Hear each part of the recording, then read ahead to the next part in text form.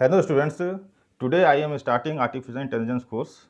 In the first lecture, we will learn Introduction to Artificial Intelligence. In this lecture, I will cover the definition of Artificial Intelligence, history of Artificial Intelligence, applications of Artificial Intelligence, and types of Artificial Intelligence. So let's start with what is Artificial Intelligence. So Artificial Intelligence दो word से मिलकर बना है Artificial and Intelligence. Artificial means that is not natural, that is made by man. Okay, man made things are called artificial. जैसे कि bulb है, okay, car है, these are all artificial things because they are made by man. And intelligence can be defined as ability to understand, think and learn. Okay, so we can define intelligence ki if anyone has intelligence, then he can understand, he can think and he can learn. Okay, but we humans have intelligence but the machines don't have intelligence. तो और objective क्या है कि how we can we make machines intelligent. Okay, and that is what the artificial intelligence comes in the picture. This artificial intelligence is defined as a way of making a computer, robot or software think and act like a human. कि कैसे हम किसी भी computer हो, चाहे robot हो या software हो, कुछ भी हो, उसको हम कैसे इतना इंटेलिजेंट बना सकें ताकि वो ह्यूमन बींग्स की तरह एक्ट कर सके. Okay, this is what is artificial intelligence. Now days everywhere कोई ऐसा फील्ड नहीं बचा जहाँ पे आर्टिफिशियल इंटेलिजेंस का यूज ना हो रहा हो. Okay, even our daily life में भी हम आर्टिफिशियल इंटेलिजेंस का यूज करते हैं. You have heard about self driving car made by Tesla. Okay, जहाँ पे किसी ड्राइवर की ज़रूरत नहीं होती है. Okay, this is what called self driving car. It means कि इसका जो प्रोग्राम है, जो सॉफ्टवेयर है, it is acting like a driver. Okay, that's is the use of artificial intelligence. Okay, आपने गूगल असिस्टेंट यूज़ किया होगा, जहाँ पे आप वॉइस कमांड्स देते हैं और वो आपको रिस्पॉन्ड करता है. तो जो गूगल असिस्टेंट है वो कहता क्या है, first it understands what you are speaking. वो आपकी भाषा को इंटरप्रेट करके समझने की कोशिश करता है. तो ये वो जानने की कोशिश करता है कि आप क्या जानना चाह रहे हैं और उसके बाद वो रिस्पॉन्ड करता है. Just we human beings communicate to one another. Okay, हमसे भी कोई जब बात करता है तो पहले हम उसको इंटरप्रेट करते हैं, समझते हैं एंड देन रिस्पॉन्ड करते हैं. This is what called natural language processing. This is also a field of artificial intelligence. Okay, इसी तरीके से आपकी देखा वो स्क्रीन को अनलॉक होता है, उसको अनलॉक करना है तो कई बार हम फेस रिकॉग्नाइज करने से स्क्रीन अनलॉक होती है. तो this is a what called face recognition. Okay, this is also a field of artificial intelligence. So there are several fields. I can say that every field artificial intelligence is being used. You have mostly heard about robots. तो robots में सबसे अधिक artificial intelligence use हो रहा है, ताकि हम चाहते हैं कि रोबोट को ऐसा बनाएं ताकि वो ह्यूमन बींग्स की तरह एक्ट कर सके. ओके, जितने भी बड़े बड़ी कंपनीज हैं, दे व्हाट दे डू, उन्हें मास स्केल में प्रोडक्शन करना होता है. तो वो क्या करते हैं, अपनी जो असेंबली लाइन्स होती हैं, अपनी जो मैन्युफैक्चरिंग यूनिट्स होती हैं, उसको ऑटोमेट कर देती होंगी. अगर आपने कभी देखा होगा किसी ऑटोमोबाइल फैक्ट्री में कि कैसे ऑटोमोबाइल या बाइक्स मैन्युफैक्चर होती हैं, तो वहाँ पे बहुत सारे रोबोट्स काम कर रहे होते हैं. यू हर्ड अबाउट द सीरी और एलेक्सा राइट नाउ, जहाँ पे आप उसे कम्युनिकेट कर सकते हैं और वो आपसे इस तरह कम्युनिकेट करती है जैसे कि वो एक ह्यूमन बीइंग हो. तो दीज आर द एरिया जो है artificial intelligence is being vastly use. That is, the objective of artificial intelligence is how we can make computer, robot or software intelligent so that they can behave like human beings. Okay. Now let's see the history of artificial intelligence. The history starts in year 1943. Okay. So there are several periods are there. Her period कुछ ना कुछ नाम दिया गया है according to the work done in that period. The first period is called maturation of artificial intelligence, जो 1943 से 1952 था. यहाँ पे फर्स्ट टाइम एआई को रिकॉग्नाइज किया गया वारेन मैकनस से वॉन्टर ने इन 43, जहाँ पे उन्होंने मॉडर्न प्रपोज किया जिसे कहते हैं आर्टिफिशियल न्यूरॉन्स. ओके, और जो मेन जो ब्रेक थ्रू था वो ईयर 1950 आया, जहाँ पे एलन ट्यूरिंग ने एक रिसर्च पेपर पब्लिश किया, कंप्यूटिंग मशीनरी एंड इंटेलिजेंस. और इसमें उन्होंने ये क्वेश्चन रेज किया, कैन मशीन्स थिंक, क्या मशीन इंसानों की तरह सोच सकती हैं. और फर्स्ट टाइम लोगों के दिमाग में ये क्वेश्चन आया कि वाकई क्या ऐसा हो सकता है. और यहीं से आर्टिफिशियल इंटेलिजेंस की हम कहते हैं बुनियाद पड़ी. जो नेक्स्ट फेज था जिसे हम कहते हैं बर्थ ऑफ आर्टिफिशियल इंटेलिजेंस, जो 1952 से 1956 तक चला था. यहाँ पे पहला आर्टिफिशियल इंटेलिजेंस प्रोग्राम डेवलप किया गया जिसका नाम था लॉजिक थियरिस्ट. इस प्रोग्राम ने प्रूव किया 38 ऑफ 52 मैथमेटिक्स थ्योरम्स। ओके, उसको 52 मैथमेटिक्स थ्योरम दिए गए प्रूव करने के लिए। आउट ऑफ 52 उस प्रोग्राम ने 38 थ्योरम्स को सक्सेसफुली प्रूव किया। ओके, और 1956 वो साल था जहाँ पे आर्टिफिशियल इंटेलिजेंस को उसको अपना नाम मिला। First time artificial intelligence term use किया गया by American computer scientist John McCarthy. Okay, तो this is the birth of artificial intelligence. इसके बाद जो साल आता है 1956 से 1974 तक, इसे कहते हैं golden years early enthusiasm. Okay, तो यहाँ पे जो रिसर्चर्स थे उनका जो मेन फोकस था वो था एल्गोरिथम्स डेवलप करने का, ताकि वो मैथमेटिकल प्रॉब्लम्स को सॉल्व कर सकें। ओके, और यहाँ पे पहला चैटबॉट डेवलप किया गया जिसका नाम रखा गया एलिजा। ओके, और 1972 वो पहला साल था जब पहला रोबोट बनाया गया इन जापान में जिसका नाम रखा गया बेबोट 1। ओके, नाउ द नेक्स्ट जो पीरियड था 1974 से 1980 को, इसे कहते हैं the first AI winter. AI winter क्यों कहते हैं? यहाँ जो विंटर है ये refers to the time period where computer scientist dealt with a severe shortage of funding from government for AI searches. यानी इस पीरियड में एआई के फील्ड में कोई बहुत ज़्यादा वर्क नहीं हुआ, इसलिए इसे हम एआई विंटर कहते हैं। ये जो पीरियड था एआई के पॉइंट ऑफ व्यू से बहुत ठंडा साल था। ओके, क्योंकि गवर्नमेंट की तरफ से उन्हें कोई भी सफिशिएंट फंडिंग प्रोवाइड नहीं की गई in the field of AI research. Okay, now जो नेक्स्ट फेज था 1980 से 87 तक का, ये कहलाता है बूम ऑफ एआई। यहाँ पे सबसे अधिक तेज़ी देखने को मिली। ठीक है ना, तो विंटर के बाद सीधे बूम आया। यहाँ पे पहला एक्सपर्ट सिस्टम डेवलप किया गया। ओके, एक्सपर्ट सिस्टम होता क्या है? देखिए, हर काम के लिए हमें एक्सपर्ट चाहिए होता है। जैसे कि टैक्स प्लानिंग करनी है तो we need a tax planner. Okay, जिसको टैक्स की समझ हो वो हमें टैक्स प्लान करने में हेल्प कर सके। For example we consult CAs for tax planning. तो अगर हमें कोई ऐसा सिस्टम बनाए, ऐसा प्रोग्राम बनाए जो हमें टैक्स प्लानिंग में असिस्ट करे, तो दैट प्रोग्राम इज वर्किंग और assisting like a CA and that program is called a expert system. तो पहला एक्सपर्ट सिस्टम आया जिसने कि डिसीजन मेकिंग एबिलिटी में ह्यूमंस की हेल्प की थी। ओके, और यह 80 में पहला नेशनल कॉन्फ्रेंस हुआ था अमेरिकन एसोसिएशन का आर्टिफिशियल इंटेलिजेंस में के ऊपर, जो कि स्टैनफोर्ड यूनिवर्सिटी में हुआ था। ओके, तो 1987 से 1993 का जो ईयर था, जो पीरियड था, वो कहलाता है सेकेंड एआई विंटर। यहाँ पर भी इस पीरियड में भी एआई के फील्ड में बहुत ज़्यादा कुछ भी काम नहीं हुआ। उसके बाद आता है 1993 से 2011 तक, जिसे हम कहते हैं इमर्जेंस ऑफ इंटेलिजेंस एजेंट्स।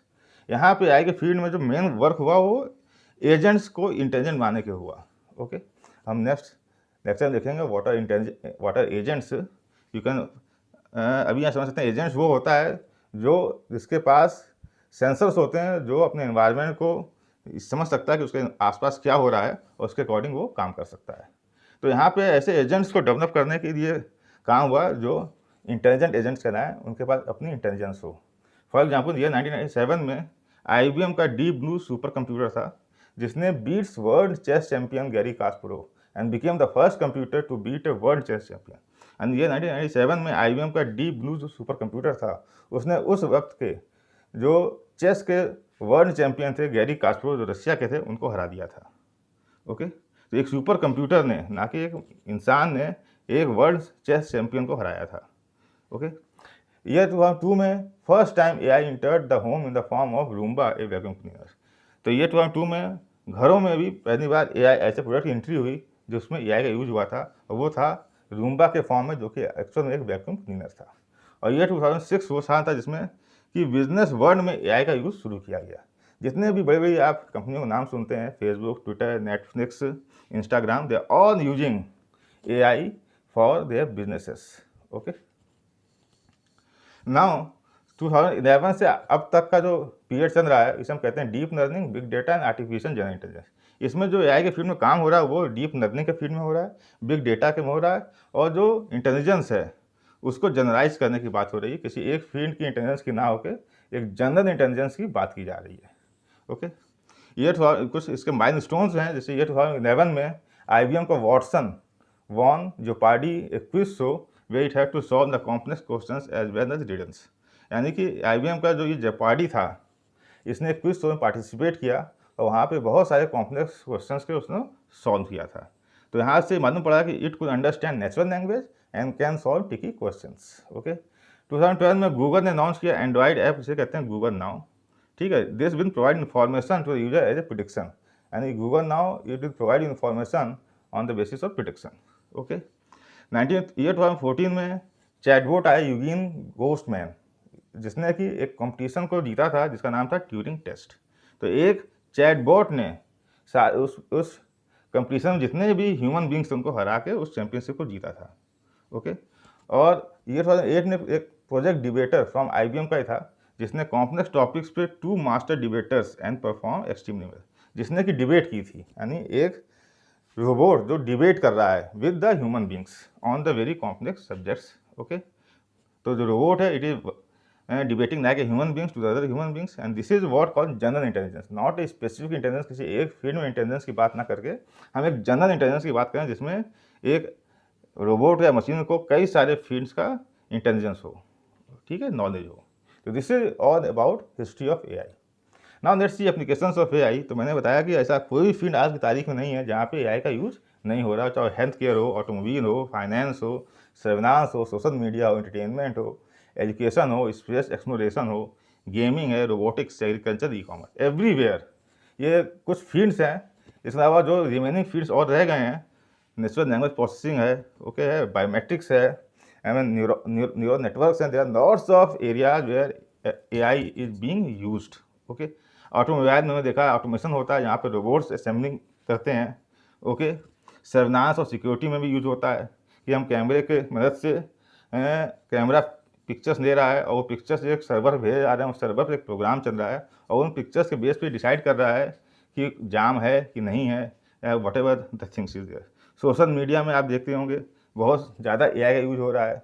अगर आपने कभी देखा हो यूट्यूब यूज कर रहे हो या नेटफ्लिक्स पे देख रहे हो, काम कर रहे हो, तो वो आपको सजेशन भेजता है on the base of their past your experience. आपने पास्ट में आपने किस तरह के सर्च परफॉर्म किए हैं, किस तरह के कंटेंट्स को आपने व्यू किया है, उसको ध्यान में रखते हुए वो आपको कंटेंट सजेस्ट करता है। This is what called AI।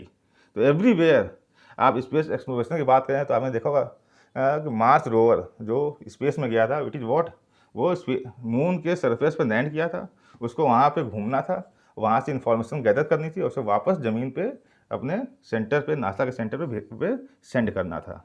तो this is the application of AI। Everywhere, robotics, gaming में आप देखते हैं चेस प्लेइंग है, whatever games are there. तो बहुत सारे एप्लीकेशंस हैं जो आप जिससे आप गेम खेलते हैं और they play with you like human beings. तो this is diverse applications of AI is there. Okay, now let's see the what are the various types of AI। तो हम AI को 2 कैटेगरी में बांटते हैं, टाइप 1 एंड टाइप 2। टाइप 1 जो categorise किया गया है वो बेस्ड ऑन कैपेबिलिटी पे है, और टाइप 2 को जो कैटेगराइज किया गया है वो बेस्ड ऑन फंक्शनैलिटी पे। टाइप 1 का मतलब है बेस्ड ऑन कैपेबिलिटी, मतलब कि उनकी कैपेबिलिटी क्या है, how much they are capable of performing any task. और फंक्शनैलिटी मतलब कि क्या क्या फंक्शनैलिटी परफॉर्म कर सकते हैं। तो इन 2 पैरामीटर्स पे हम AI को डिस्टिंग्विश करते हैं। तो टाइप 1 में भी 3 कैटेगरी हैं, नैरो AI, जनरल AI और स्ट्रॉन्ग AI। और टाइप 2 में भी 4 कैटेगरी हैं, reactive machines, limited memory, theory of mind and self awareness. Okay, let's see one by one. तो start with AI type 1 based on capability. Okay, तो weak AI और narrow AI, इसमें क्या होता है, it is a type of AI which is able to perform a dedicated task with intelligence.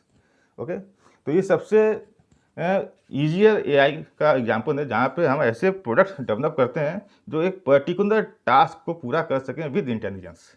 Okay, हम यहाँ general intelligence की बात नहीं कर रहे हैं, एक पर्टिकुलर काम को करने के लिए हमें एक प्रोडक्ट डिजाइन करना है जिसके पास इतनी इंटेलिजेंस हो कि उस काम को वो सक्सेसफुली और विद एक्सपर्टीज कर सके। ओके, तो इस तरह के प्रोडक्ट हम कहते हैं वीक AI। ओके, तो नैरो AI की जो लिमिटेशन है कि can not perform beyond it's field of limitation.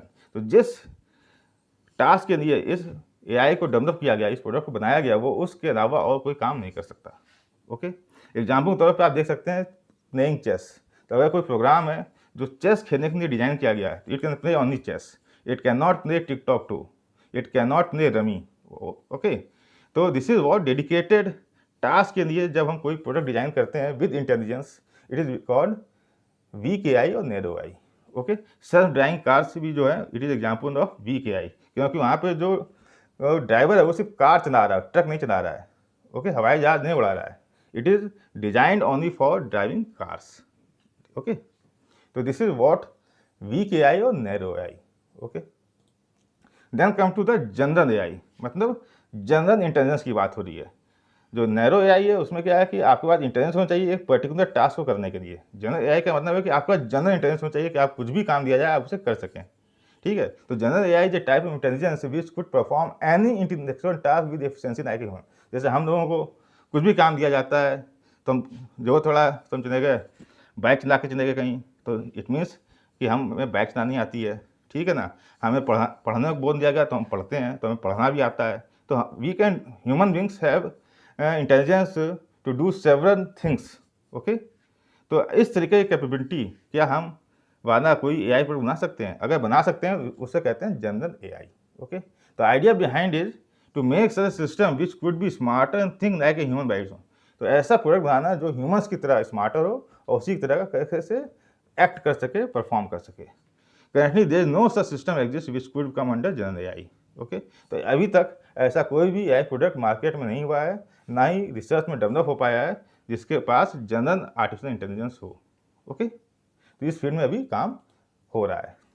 Now the super AI है, ये एक हाइपोथेटिकल कॉन्सेप्ट है। इसमें क्या है कि हमें ऐसा मशीन बनाना है जो ह्यूमन से भी ज़्यादा स्मार्टर हो, ह्यूमंस से भी ज़्यादा कैपेबल हो, ह्यूमंस से भी ज़्यादा अच्छे उनके पास इंटेलिजेंस हो। तो इसी intelligence of system at which machines could surpass human intelligence, मतलब ऐसे इतनी इंटेलिजेंस होनी चाहिए हो कि ह्यूमन इंटेलिजेंस से को सरपास कर जाएं, मतलब ह्यूमन से प्यार जितनी इंटेलिजेंस हो सकती है उससे ज़्यादा इनके पास इंटेलिजेंस हो, and can perform any task better than human with cognitive properties. Okay, तो सम की कैरेक्टरिस्टिक्स क्या हो सकती हैं बताया जाता है, जैसे उनके पास एबिलिटी हो थिंक करने की, रीजन करने के लिए, सॉल्व करने के लिए, जजमेंट्स कर सकें, प्लान कर सकें, लर्न कर सकें, कम्युनिक सब कुछ कर सकें, इतना सब कुछ उनको आता हो, मतलब कि जितना ह्यूमन बींग्स को नहीं आता है उससे ज़्यादा इंटेलिजेंस उनके पास हो।